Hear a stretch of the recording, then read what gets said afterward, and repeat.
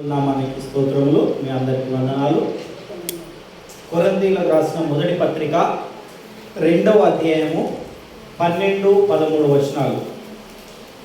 కొరింథీయులకు రాసిన మొదటి పత్రిక 2వ అధ్యాయము 12-13 వచనాలు చదువుతున్నాం.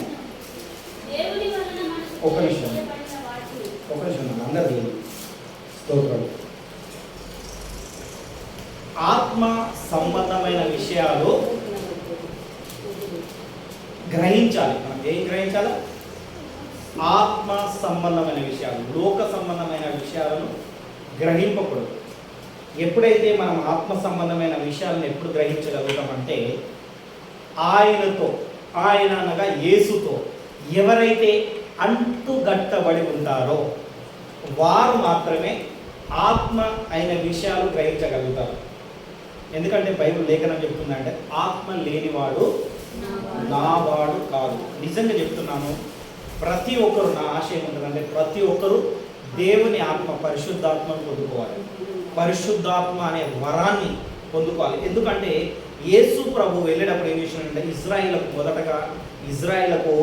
ఏం చేసినంటే మేఘస్తంభమై ఆత్మతోనే మాట్లాడిండు. మోషే వాళ్ళతో ఎవరితోనే ఏమని మాట్లాడిండు? పరిశుద్ధాత్మతోనే మాట్లాడిండు. తర్వాత యేసు ప్రభు వచ్చినప్పుడు ఏమైందంటే అప్పుడు పరిశుద్ధాత్మ లేదు. యేసు ప్రభు ఏం చేసినట్టే, నేను వెళ్ళి ఆదరణకర్తను మీ యొద్దకు పంపుతా. ఆదరణకర్త అంటే ఎవరు? పరిశుద్ధాత్మ. ఆ పరిశుద్ధాత్మ ఎప్పుడైతే ఆయన పంపిండో, ఆత్మ మనలో ఎప్పుడైతే ఉంటుందో అప్పుడు ఏమవుతుంది? ఆత్మ విషయములు ఉంటాయి. నిజంగా పరిశుద్ధాత్మ పొందుకోవాలంటే ఎంత పరిశుద్ధంగా ఉండాలి, ఎంత ప్రార్థన చేయాలని తెలుసా? ఎవరికి తెలియదు. చాలామంది కొన్ని సంవత్సరాలుగా వస్తుంటారు కానీ పరిశుద్ధాత్మను పొందుకోరు. అవునా కదా? తెలుసా? ఎన్ని సంవత్సరాలుగా చర్చికి వస్తున్నాడు అంటారు కానీ వాళ్ళ ఆత్మ పొందుకోరు. అప్పుడు వాళ్ళు ఏం చేస్తారంటే లోక సంబంధమైన విషయాలనే ఎక్కువ గ్రహిస్తుంటారు అన్నమాట. ఆత్మ సంబంధమైన విషయాలను గ్రహించరు. ఆత్మ సంబంధమైన విషయాలు గ్రహించాలంటే నీలో పరిశుద్ధాత్మ మండుతూ ఉండాలి. ఏం మండుతూ ఉండాలి? పరిశుద్ధాత్మ మండుతూ ఉండాలి. చదువునా. దేవుని వలన మనకు దయచేయబడిన వాటిని తెలుసుకొనుటకై మనము లౌకికత్వమును గాక దేవుని యొద్ద నుండి వచ్చు ఆత్మను పొంది ఉన్నాము. హల్లెలూయా. చెప్పలు కొట్టండి. ఏమట లౌకికత్వం అంటే?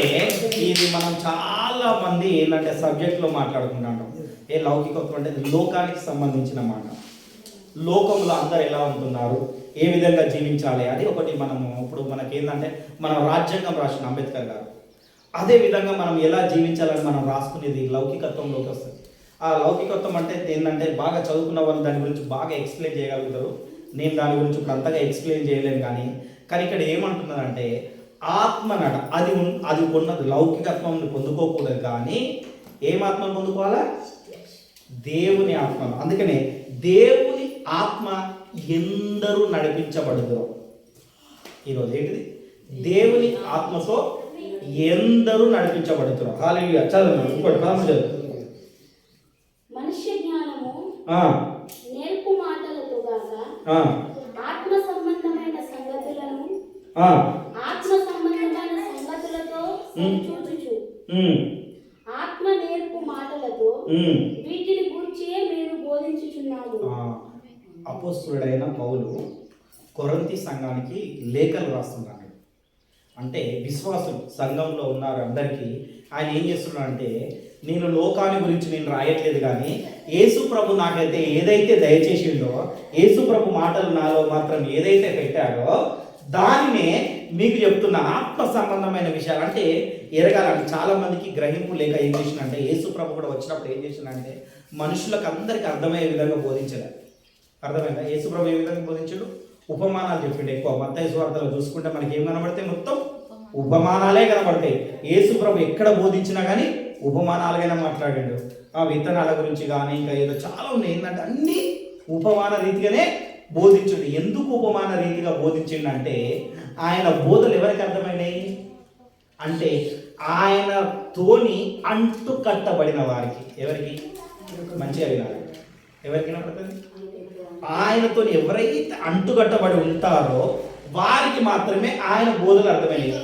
అదే పాపములో ఉన్న వారికి, అదే పాపంలో జీవించే వారికి, ఈ పాప లోకస్తులతో తిరిగే వారికి ఏమవుతుందంటే ఈ బోధలు అన్నది అర్థం కావు. ఆత్మ సంబంధమైన విషయాలు అర్థమవుతాయా? అరే దేవుడు ఇలా చేస్తాడు, మేలు చేస్తాడు, ఆ విధంగా చేస్తాడు, నువ్వు రా బాగా మనసు పొందు, రక్షింపబడు అని చెప్తే ఎవరైనా నమ్ముతారా? ఏమే అని చెప్తున్నాను. మా తాత ముత్తాతలు ఉన్నారు, మాకు ఎప్పటి నుండి ఉన్నారండి? వాళ్ళ ముత్తాత ఎవడో తెలియదు కానీ చెప్పుడు మాత్రం ఏం చెప్తాడు? తాత తెలుసుకోవచ్చు కానీ ముత్తాత తెలుసు ఎవరు తెలియదు, నాకైతే తెలియదు, తెలుసుకోవచ్చు. అయితే ఆ విధంగా మాట్లాడుతున్నాడు అంటే ఏం చేస్తారంటే వాళ్ళు ఆ విధమైన మాటలు ఎందుకు వస్తాయంటే అల్లరితో కూడిన ఆటపాటలు, ఈ జోక్స్, మధ్యమత్తులై ఉండటకు ఏం చేస్తాడు ఇలాంటి విషయాలకు పరిగెత్తుకుంటూ ఉంటారు. కాబట్టి ఆత్మ సంబంధమైన విషయాల గురించి ఎవరు పాకులాడరు. చాలా మంది అనుకున్నారు ఈ ఉండే రోజులకి ఏం చేస్తాంలే అంటే మన ఆయుష్ ఉన్న ఈ కొద్ది కాలం ఏం చేస్తాంలే అనుకుంటాం, కానీ జీవ ఆత్మ గల దేవునితోని నిత్యం మనం జీవిస్తామన్నది ఎవ్వరు గ్రహించారు. చాలా మంది గ్రహించారు. ఆ గ్రహింపు కూడా నేను ఒక విషయం చెప్తాను. చాలా మంది ఏం చేస్తారంటే లోకస్తులు, లోకాల వాళ్ళు ఏమంటారంటే ఉన్నదా యమలోకం ఉన్నది అని అనుకుంటాను. అవునా కదా? ఏమంటారు? యమలోకం ఉన్నది మాకు, యమధర్మరాజు అక్కడ తీర్పులు తీస్తాడు, పుణ్యాత్మలను మంచి ఉంచుతాడు, పాపాత్మలను అట్లా ఏంపుతాడు అని ఇది అంటారు. ఇట్లా విన్నారా ఎవరైనా ఎప్పుడన్నా? విన్నారా? ధర్మశాస్త్రాలు చెప్పేవాళ్ళు బాగా చెప్తారు ఈ విషయాన్ని. అయితే నేను ఆ మాటకు నేను క్వశ్చన్ నేను కూడా నేను వాళ్ళకి చెప్పిన కదా, మా దగ్గర కూడా పరలోకం ఉన్నది. ఏమున్నది? పరలోకం ఉంది. కానీ దేవుని చేత ఎందరూ నడిపించబడతారో వారు మాత్రమే పరలోకంలో ఉంటారు, మిగిలిన వాళ్ళందరూ ఇక్కడనే కాలుతూ భూమి కింద ఉంటారని చెప్పిన. హల్లెలూయా, హల్లెలూయా. అంటే వారు ఏం చేసిందంటే కల్పితాలను ఏ విధంగానైతే చేసిందంటే కాపీ కొట్టింది. ఓకే, నువ్వు దాన్ని అనుసరిస్తున్నావు అనుకో, మరి నువ్వు ఏ మేలుకరంగా బ్రతుకుతున్నావు, ఏ మేలుకరంగా నువ్వు జీవిస్తున్నావు, నువ్వు ఎవరితో జీవిస్తున్నావు, ఎవరి మాట వింటున్నావు అన్నది ముఖ్యం. అర్థమవుతుందని చెప్పేది? అర్థమవుతుందా? వ్యర్థమవుతుందా? అర్థమవుతుంది కదా. అందుకనే 13వ వచనంలో ఏముంటుంది? మనుష్య జ్ఞానము నేర్పు మాటలతో కాక ఆత్మ సంబంధమైన సంగతులతోనే సరి చూసుకోనము. ఎవరితో చూసుకోవాలా? ఆత్మ. మనుషుల జ్ఞానం చెప్పడం కాబట్టి నా జ్ఞానంతో కానీ నాకంటే అతివైన జ్ఞానంతో కానీ ఎన్నో విషయాలు చెప్తున్నాడు. ఎంతో విధంగా బైబిల్ బోధిస్తూ ఉంటాడు, ఆ బుక్స్ కానీ ఇవన్నీ బోధిస్తున్నాడు. కానీ ఏం లాభము? ఆత్మ సంబంధమైన విషయం అంటే దేవుడి ఆత్మ అన్నమాట. ఆ ఆత్మ వచ్చినప్పుడు ఆత్మకు సంబంధించిన విషయాలు మాత్రమే మనకు నేర్పిస్తుంది. ఆ నేర్పించినప్పుడు ఆ ఆత్మకు సంబంధమైన విషయాలు నేర్చుకున్నప్పుడు చిన్న చిన్న నష్టాలు జరుగుతున్నాయి. ఏం జరుగుతుందంటే చిన్న చిన్న నష్టాలు జరుగుతుంటాయి. ఆ నష్టాలను మనం భూతద్దంలో వెళ్ళి చూస్తూ ఉంటాం. అందరం ఏం చెప్తాం? భూతద్దంలో చూస్తే చాలా మంది తెలుస్తుంది లేదు. భూతద్దంలో చూస్తే పెద్ద కనబడుతుంది, చిన్న వస్తువు ఏమంటుంది పెద్ద కనబడుతుంది. కొంతమందికి అక్షరాలు కనబడతలేవు అంటే స్పెట్స్ పెట్టుకుంటారు, దాన్ని కూడా చిన్నగా భూతద్దం పెడతారు, దాంతో చూస్తే అక్షరాలు మంచిగా స్పష్టంగా కనబడుతున్నాయి అంటారు. అవునా కదా? అద్దాలు పడతారు, ఇలాంటి అద్దాలు పడుతుంటారు. ఏం చేస్తారు? ఇట్లా అద్దాలు పెట్టుకున్నప్పుడు వాళ్ళకి కొంచెం మంచిగా కనబడతాయి, అక్షరాలు కొంచెం పెద్దగా కనబడతాయి, కనబడని అక్షరాలు. అంటే నేను ఎందుకు ఈ విషయాన్ని జ్ఞాపకం చేస్తున్నా అంటే మనం చూసే దృష్టిని బట్టి మన సమస్య పెరుగుతుంది. ఆత్మ సంబంధమైన విషయాలు కలిగిన వాళ్ళు ఏం చేస్తారంటే ఆ సమస్య, చిన్న సమస్యను ఇంకా చిన్నదిగానే చూస్తారు. హల్లెలూయా. ఏం చేస్తారు? అర్థమవుతుందా? చిన్న సమస్య అక్కడ చిన్న కనబడతాను, భూతత్వంలో చూడటాన్ని ఏం చేస్తారంటే చూసి చూడనట్టు వదిలేస్తారు. అది ఎందుకు? ఆత్మ సంబంధమైన విషయం. ఎవరు? ఎందుకంటే నీ ఆత్మ ఎవరితో కనెక్ట్ పడి ఉన్నది? దేవునితో కనెక్ట్ చేయబడి ఉన్నది. దేవునితో కనెక్ట్ చేయబడుతున్నది కాబట్టి యేసు ప్రభు నువ్వు ఏకమై ఉన్నావు కనుక నీకు ఆ విషయం ఏంది? చిన్న విషయమే. ఎంత పెద్ద విషయం జరిగినా కానీ చిన్న విషయమే. ఎందుకు చిన్న విషయం అంటున్నానంటే ఆ చిన్న విషయం అనేది నేను పలకడానికి కారణం ఏంటంటే ఆ చిన్న విషయం జరిగినా నువ్వు భూమి మీద ఉన్నావు, భూమి నుండి నువ్వు తీసివేయబడలేదు. హల్లెలూయా. నేనైతే ప్రతి విషయానికి అదే అనుకుంటా. ఏంటంటే ఎంత పెద్దది జరిగినా కానీ, నేను బయటికి వెళ్ళినప్పుడు కానీ ఏది జరిగినా కానీ నేను క్షేమంగా ఉన్నాను, భూమి అందు ఉన్నాను కాబట్టి అది నాకు చిన్న విషయమే. దేవునికి స్తోత్రము. హల్లెలూయా. ఏమనుకున్నా? దేవునికి స్తోత్రం. చాలా మంది తెలియదు ఏంటంటే ఒక 3 రోజులు మరణదూత నన్ను వెంబడించింది. ఏం వెంబడించింది? మరణదూత వెంబడించింది. ఇక అయిపోయింది అనుకున్నా, దేవునితో కనెక్టింగ్ నాకు సంబంధం తెగిపోతుంది, నాకు తెలిసిపోతుంది. ప్రతి విషయంలో నాకు ప్రతి విషయాన్ని నాకు ముందే దేవుడు తెలియపరుస్తున్నాడు. ఎందుకు దేవుడు నాకు అదొక గిఫ్ట్ ఇచ్చిండు, దాన్ని బట్టి దేవునికి స్తోత్రం, ఆయనకే వందనాలు. ఆయన ఎందుకు ఇచ్చాడో నాకు తెలియదు, కానీ ఆ విషయాలు నాకు తెలిసిపోతున్నా. అంటే నేను ఒక రోజు ఏం చేసిన అంటే అర్ధరాత్రి లేచి ఏం చేసిన అంటే 3వ దినం ఏం చేసిన ఇక సమస్తం అయిపోతుంది అనుకొని ఏం చేసిన అంటే దేవుని యుద్ధకు మా భార్య మంచి నిద్రలో ఉన్నప్పుడు నేను దేవుని యుద్ధకు వచ్చి, ప్రభువా ఇప్పటి వరకు నేను ఏమన్నా తెలిసి తెలియని తప్పులుంటే క్షమించి నీ చిత్తమైతే నీ రాజ్యంలో నన్ను చేర్చుకొని ప్రార్థన చేయడం మొదలుపెట్టిన. హల్లెలూయా. నేను చెప్పలేను, నా భార్య కూడా చెప్పలేదు ఈ విషయాన్ని సాక్ష్యం. అర్థమైందా? అదే విషయాన్ని దేవుడు ఇప్పుడు నాకు గుర్తు చేసి ఇంతకుముందు వస్తున్నాడు. అదే విషయాన్ని ఒక వారం తర్వాత మళ్ళీ ఆ విషయాన్ని అది గుర్తు చేస్తున్నాడు. నన్ను వెంబడిస్తుంది, సాతాను వెంబడిస్తుంది, నేను చూస్తున్నా. ఏంది ప్రభువా మరి నేను వెళ్ళగలుగుతానా లేనా అని నేను ప్రార్థన చేసుకుంటున్నా. ఆగి ప్రార్థన చేసుకోని చెప్పిండు. దేవుడు ప్రార్థన చేసుకున్నప్పుడు ఆయన ఏం చేసిండు అంటే ఆయుష్ని ఇచ్చిండు, ఆరోగ్యాన్ని ఇచ్చిండు, మంచిగా ఇచ్చిండు. అప్పుడు నేను ప్రార్థన చేసిన తర్వాత ఏం చేసిందంటే 4వ రోజు తెల్లారిన తర్వాత మళ్ళీ పడుకున్నా. 10 నిమిషాలు మాత్రమే ప్రార్థన చేసుకున్నా, ఎక్కువసేపు కూడా చేసుకోలేదు. 3 గంటల నుండి 3 గంటల 10 నిమిషాల వరకు ప్రార్థన చేసుకుని హాయిగా పడుకున్నా.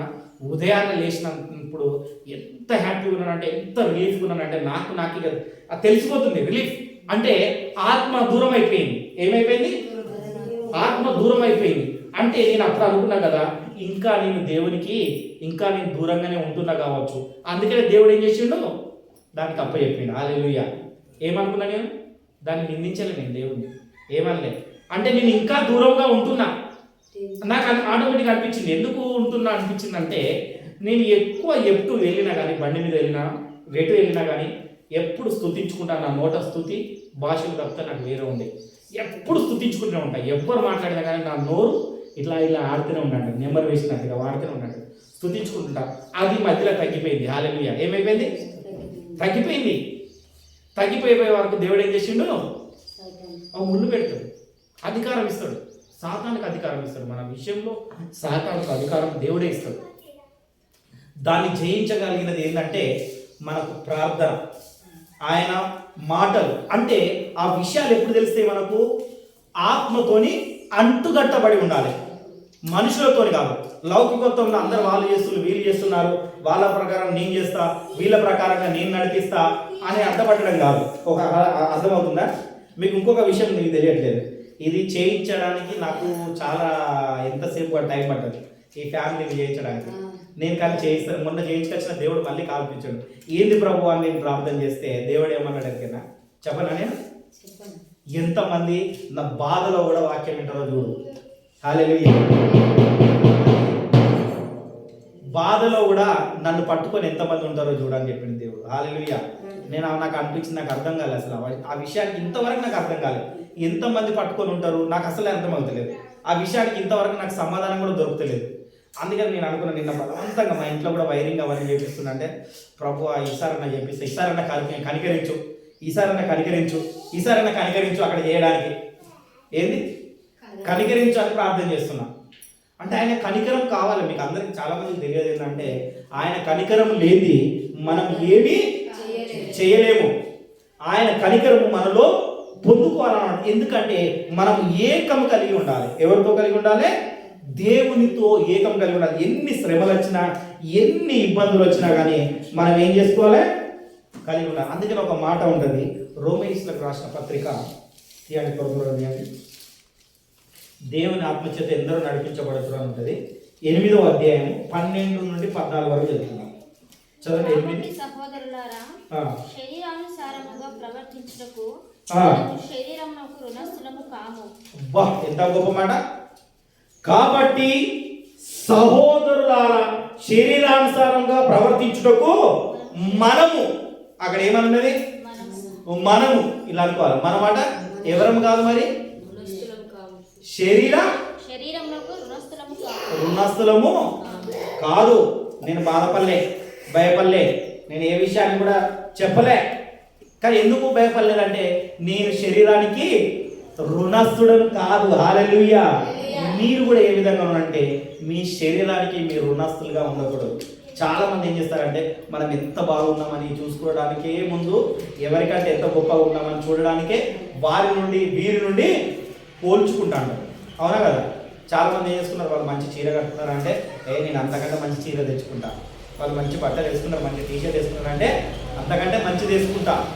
అది దేనికి సంబంధించింది? శరీరానుసారంగా సంబంధించింది.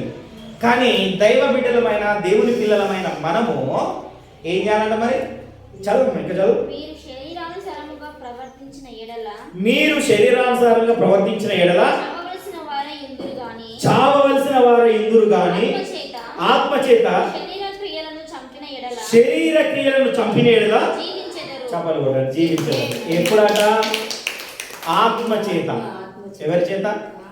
దేవుని ఆత్మచేత. ఎందుకంటే దావీదుకారుడు ఒక మాట అంటాడు, ఏమంటాడంటే ఆత్మ ఎక్కడి నుండి వచ్చిందో అక్కడికి చేర్చబడుతుందట. 119 కీర్తనలో బాగా వివరించింది. నీ వాక్యము నా పాదంలో దీపము, నా త్రోవకు వెలుగై ఉన్నది. ఆయన ఏం చేసిందంటే బాగా వివరించాడు. ఆత్మ ఎక్కడి నుండి వచ్చినో అక్కడికే వెళ్తుంది. ఎందుకు వెళ్తుంది? ఆత్మ సంబంధమైన విషయాలు. మరి ఆత్మ ఎక్కడి నుండి వచ్చింది? యేసు ప్రభు యుద్ధ నుండి వచ్చింది. మరి ఆయన యుద్ధకి మళ్ళీ వెళ్ళిపోవాలి కదా. వెళ్ళినప్పుడు ఏం చేస్తారు మరి? అప్పుడు నువ్వు శరీర సంబంధంగా చూసుకొని శరీర సంబంధంగా నడుచుకుంటే దేవుడు ఏం చేస్తాడు? అక్కడనే నిన్ను వేసేస్తాడు. ఏం వేస్తాడుగా? అందుకని చచ్చిపోతామట. శరీర సంబంధంగా మనం చచ్చిపోయి ఆత్మ సంబంధంగా లేవనెత్తబడతాం. హల్లెలూయా. అదే కదా మనకు 2వ రాకడ అన్నది. హల్లెలూయా. ఇంకా చదవండి. దేవుని ఆత్మచేత ఎందరూ నడిపింపబడుదురో వారందరూ దేవుని. ఇప్పుడు మీరందరూ ఎవరు? హల్లెలూయా. దేవుని కుమారులు. అవునా కదా? మరి దేవుని ఆత్మచేత నడిపించబడుతున్నారా? దేవుని ఆత్మచేత నడిపించబడతలేరా అన్నది ఒకసారి ఏం చేసుకోవాలి? మీలో మీరు పరీక్షించుకోవాలి. ఎందుకంటే ఇది ఒక చిన్న విషయాన్ని నేను గుర్తు చేయాలనుకుంటున్నా. యోసేపును గుర్తు చేస్తాం. యోసేపు ఎన్ని బాధలు ఎన్ని ఇబ్బందులు వచ్చినా కానీ ఆయన దేవుణ్ణి మాత్రము మరవలేదు. ఆయనకు ఒకటి ఉంటుంది. ఇక్కడ 41 ఆదికాండం 41 39 అనుకుంటా. 38 39 చూడండి ఒకసారి. నేను తీసుకొని చెప్తా. ఆయనకు అధికారం కూడా ఇచ్చిందండి. అంటే అధికారం కూడా ఏమి ఇచ్చిందంటే దేవుడు ఎందుకు ఇచ్చిండు అధికారం అంటే ఆయనను ఎంతమంది ప్రేరేపించిన పాపానికి ప్రేరేపించినా కానీ ఎవరు? రాజు భార్య పాపానికి అన్నిటికి ప్రేరేపించినా కానీ ఆయన ఏం చేసిండు? దేవుని ఎదుట ఆయన నీతిని దూరం చేసుకోలేదు. ఎందుకు? ఆయన అంగీకరించాడు. ఆయన ఎవరు? దేవుని కుమారుడు. ఆయనకు బాగా అధికారం ఇవ్వబడిగాడు. 39-40 చదవండి. 38-39 చదువు. ఆదికాండం 41-39.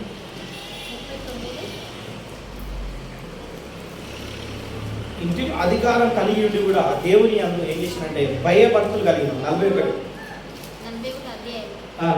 అధ్యాయము 38-39. అతడు తన సేవకులను చూసి ఇతని వలె దేవుని ఆత్మ గల మనుషుని కనుగొనగలమా అని అనేను. ఒక్క నిమిషం మాట్లాడి. ఎవరంటే పోతీఫా అని రాజు ఉంటాడు అక్కడ. ఎవరుంటారు? ఇది వినాలమ్మ, ఇది వినాలి అన్న. ఇది ఒక రాజు ఉంటాడు. ఆ రాజు ఏం చేస్తున్నాడంటే ఈయన గురించి సాక్ష్యం ఇస్తున్నాడు. ఏం చేయాలా? దేవుని పిల్లలమైన మనము దేవునితో సంబంధం కలిగి ఉంటే ఎవరు ఇస్తారు సాక్ష్యము? ఇతరులు ఇస్తారు. ఎవరిస్తారు? అవునా కదా? ఇప్పుడు ఎవరితో సంబంధం కలిగి ఉన్నాడు ఈయన? దేవునితో కలిగి ఉంటే అక్కడ ఏమంటున్నాడంటే అతడు నా సేవకులను చూసి ఇటీవలనే దేవుని ఆత్మగల మనుషుడు కనుగొనగలమా అని ఆయన అడుగు. మరియు ఫరో దేవుని ఇంతట్లో నీకు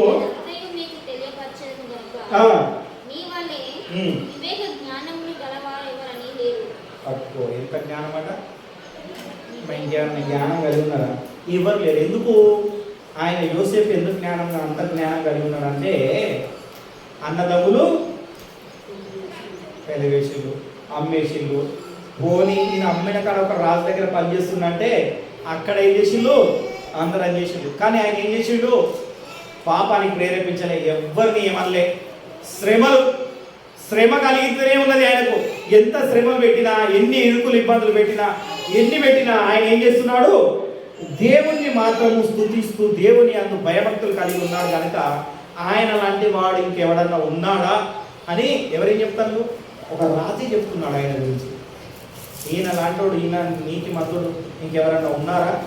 లేరు, ఈ భూమి మీద ఎక్కడైనా లేరు అని చెప్తున్నాడు. అందుకనే అలాంటిది ఎక్కడ వస్తుందంటే దేవునికి సంబంధించిన జ్ఞానము సంపాదించుకుంటేనే వస్తుంది, లేకపోతే రాదు. సౌలు కూడా ఏం చేసిందంటే దేవుని జ్ఞానాన్ని సంపాదించుకున్నాడు. ఏం చేసుకున్నాడు? సంపాదించుకొని మధ్యలో ఏం చేసినంటే తొలగిపోయింది. ఏం చేశాడు? తొలగిపోయింది. సౌలు మహాజ్ఞాని. ఆయన జ్ఞానాన్ని సంపాదించుకొని ఎక్కడి నుండి సంపాదించుకున్నాడు? మరి ఆయన జ్ఞానం ఎక్కడి నుండి సంపాదించుకున్నాడు అంటే నేను ఓషే తీయండి 746 పేజీ నుండి. ఓషేయ 4:6 చూడండి. అంటే చాలా మంది ఏం చేస్తారంటే జ్ఞానం లేక చాలా మంది ఏం చేస్తారంటే అటు ఇటు తిరుగుతున్నాడు. ఎక్కడ మేలు జరుగుతుంది, ఏడ జరుగుతుంది అని పరిగెత్తు ఉంటాడు. అంటే వాళ్ళలో ఏంది? దేవుని ఆత్మ లేదు. ఏమాత్మ లేదు? లౌకికత్వంలోనే ఉన్నారు వాళ్ళు. ఇంకా భూమి అందే నివసిస్తున్నారు కనుక అన్ని ఏం చేస్తాడు? పరిగెత్తుతున్నాడు. మనం జరిగేది. అందుకని చాలా మంది ఒక మాట అంటే యేసుప్రభు ఏమన్నాడంటే ప్రవక్త ఉన్న ఊర్లో యోగ్యుడు కాదు. అవునా కదా? నేను మా ఊర్లో వాక్యం చెప్పి అది చేసిన మంచి అన్ని అంతా చేసినా కానీ మా దగ్గర యేసుప్రభు ఎన్ని చేసినా కానీ అస్సలు నమ్మరు. ఎందుకు?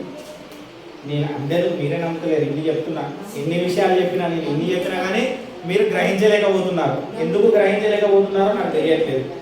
అందుకని ఎందుకంటే జ్ఞానం లేదట. చదవమ్మా ఒకసారి.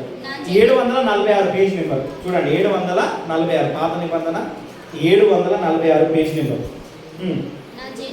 నా జనులు జ్ఞానం లేని వారై నశించుచున్నారు. నీవు జ్ఞానమును విసర్జించుచున్నావు గనుక నాకు యాజకుడు కాకుండా నేను నిన్ను విసర్జించుతును. నీవు నీ దేవుని ధర్మశాస్త్రం మరిచితివి కనుక నేను నీ కుమారులను మరుతును. హల్లెలూయా. ఏం చేస్తామట? దేవుని జ్ఞానాన్ని మనం విసర్జిస్తే ఏం చేస్తాడంటే దేవుడు నన్ను నా కుమారులను మర్చిపోతాడు. అందుకని ఆయన జ్ఞానాన్ని విసర్జించకూడదు. ఎప్పుడైనా ఏదైనా చెప్పిండు, యాజకుడు చెప్పిండంటే అది ఎందుకు చెప్పిండని వాళ్ళు గ్రహించాలి. చాలామంది గ్రహించకనే ఇరుకులో ఇబ్బందులు పడుతున్నారు. అంటే వాళ్ళ జ్ఞానం లేదు. అంటే ఇంకా మనుషులు లోకంలోనే ఇంకా కొనియాడబడుతున్నారు, కానీ దేవుని ఆత్మను పొందుకోలేకపోతున్నారు. మరి జ్ఞానం పొందుకోవాలంటే ఏం చెప్తారంటే యాకోబు ఒక అంటాడు, జ్ఞానం ఎక్కడ నుండి వస్తుందా? పై నుండి వస్తుందండి. ఎక్కడ నుండి వస్తుంది? ఒకసారి చేయండి, నేను చెప్తాను. యాకోబు 3:17 చేయండి. కొత్త నిబంధనలో ఉంటుంది యాకోబు అనేది. కొత్త నిబంధనలో నేను తీయగానే పేజీ నెంబర్ చెప్తా. 3:17 212 పేజ్ నెంబర్ 212 కొత్త నిబంధన రాసుకుంటుంది చూడండి. యాకోబు 3:17 జ్ఞానం ఎక్కడ వస్తుందో మరి చదువు. పైనుండి వచ్చు జ్ఞానము మొట్టమొదట పవిత్రమైనది, తరువాత సమాధానకరమైనది, మృదువైనది. ఎక్కడ జ్ఞానం అట? పై నుండి వచ్చు జ్ఞానము మొట్టమొదట ఏమైనది? పవిత్రమైనది. అందుకనే చాలా మంది ఏం చెప్తారంటే మీ పవిత్రతను కాపాడుకుంటారు. యోసేపు కూడా ఏం చేసిండు? పై నుండి జ్ఞానం పొందుకున్నాడు కాబట్టి ఆయన పవిత్రతను కాపాడుకున్నాడు. హల్లెలూయా. ఏం కాపాడుకున్నాడు కాబట్టి బాగా జ్ఞానం పొంది రాజులు కూడా అంటారు ఇటువంటి జ్ఞానుని ఎక్కడైనా మనము చూచేద్దామా? అవునా కదా? మరి ఇక్కడ నుండి పై నుండి వచ్చే జ్ఞానం ఏమిలాంటిదట? పవిత్రమైనది. మరి పై నుండి జ్ఞానం రావాలంటే ఏం చేయాలా? దేవుని వాక్యాన్ని శ్రద్ధగా వినాలి, దేవుని వాక్యానికి లోబడాలి. ఎందుకు దేవుని వాక్యానికి లోబడాలంటే ఏంటంటే వాక్యమే దేవుడై ఉన్నది. అవునా కదా? ఏమున్నది? వాక్యం ఎప్పుడన్నా వాక్యం దేవుని యొద్ద ఉన్నది. వాక్యానుసారంగా ఎవరైతే జీవిస్తారో వారికి ఎక్కడి నుండి జ్ఞానం దయచేయబడుతుంది? పై నుండి జ్ఞానం దయచేయబడుతుంది. హల్లెలూయా. తరువాత సమాధానకరమైన మృదువైనది. అరే ఎవరైనా చూస్తే మృదుగా ఉన్నారు, మృదువుగా ఉన్నారు అంటారు. ఇలాంటి పదాలను బాగా వాడింటారు. ఎందుకంటే ఆ జ్ఞానాన్ని గురించి ఎంత మంచిగా వివరిస్తున్నాడంటే యాకోబు కారుడు. ఎందుకంటే ఆయన ఎలా పొందుకున్నాడు? పెనుగులాడినంట. ఏం చేసిండు యాకోబు? ఏం చేసిండు? పెనుగులాడిడు. దేవునితో పెనుగులాడి పైనుండి జ్ఞానం పొందుకున్నాడు. హల్లెలూయా. అంతకుముందు మోసగాడు అన్ని పేర్లు పొందుకున్నా కానీ తర్వాత ఏం చేసిండు? ఇజ్రాయెల్గా మార్చబడి అభివృద్ధిగా చెందబడిండు. ఆయన జన సమూహమే ఎప్పుడు అభివృద్ధి చెంది ఉన్నదంటే ఎవరి జన సమూహము? యాకోబు జన సమూహమే. ఆయనకి ఎక్కడ నుండి పొందుకున్నాడు? పై నుండి పొందుకున్నాడు. ఆ జ్ఞానం పై నుండి. ఎందుకు అంటే ఆయనకు తెలుసు ఏ జ్ఞానం ఎక్కడ నుండి పొందుకోవాలి, ఎలా అయితే పొందుకోవాలని. చాలామంది ఏంటంటే మన జ్ఞానాన్ని ఏం చేస్తాము? విసర్జిస్తున్నాడు. విసర్జించకుండా ఆయన చెప్పిన మాటలు ఎప్పుడైనా గ్రహించి ఆయన కొన్ని వాక్యం కొన్ని ఎప్పుడైతే మనం నడుచుకుంటామో, ఎప్పుడైతే మనం వెళుతామో అప్పుడు ఏం చేస్తామంటే మనకు కూడా జ్ఞానం పొందుకొని ఆత్మ సంబంధమైన విషయంతోనే ఆత్మనే తెలిసిపోతుంది. ఆత్మ సంబంధమైన విషయాలు ఎవరు తెలుసుకుంటుంది? ఆత్మతో నడిపించబడితేనే తెలిసిపోతుంది. నువ్వు కూడా ఎప్పుడైతే యేసుకు సొంతమై యేసుతో నడిపించబడతావో అప్పుడు యేసు కూడా నీకేం చేస్తాడు? జరగటి జరగవేడి అని తెలియపరుస్తూ ఉంటా అంటాడు. నీ విషయంలో నిన్ను గొప్పగా దీవిస్తాడు. ఎందుకు? ఆ గొప్పగా దీవించేటప్పుడు నీకేమవుతుందంటే చిన్న చిన్న దెబ్బలు తాకుతుందంటే ఆ దెబ్బలను ఏం చేయాలి? నువ్వు చిన్నగానే చూడాలి కానీ భూతద్దంలో పెట్టి పెద్దగా చూడకూడదు. భూతద్దంలో పెట్టి చూస్తే అది పెద్దగా కనబడుతుంది. నువ్వు దాన్ని చిన్నగా చూసి పట్టించుకోకపోతే అది నీ యొద్ద నుండి పారిపోతుంది. హల్లెలూయా. విరిగిపోతుంది. కనుక మనం ఏం చేయాలంటే ఆత్మ సంబంధమైన విషయాల గురించి పోరాడి ఆత్మ సంబంధమైన విషయాల గురించి మనం తెలుసుకోవాలి. ఎందుకంటే దేవుని ఆత్మ మనం కూడా కలిగి ఉండాలి. ఎందరూ ఆయనను అంగీకరిస్తారో, ఆయన ఆత్మను ఎంతమందికి అంగీకరిస్తారో వాళ్ళు మాత్రమే దేవుని కుమారులు కుమార్తెలుగా పిలువబడతారు. మరి మీలో దేవుని ఆత్మతో ఉన్నారా? నింపుకొనబడి ఉన్నారా? దేవుని ఆత్మతో నడుచుకుంటున్నారా లేదా అని ఒకసారి మనలో మనము పరీక్షించుకున్నాం. అందరం మోకరించండి, ప్రార్థన చేస్తున్నాం. అందరం ఒకసారి పరీక్షించుకున్నాం. హల్లెలూయా. అందరం మోకరించండి.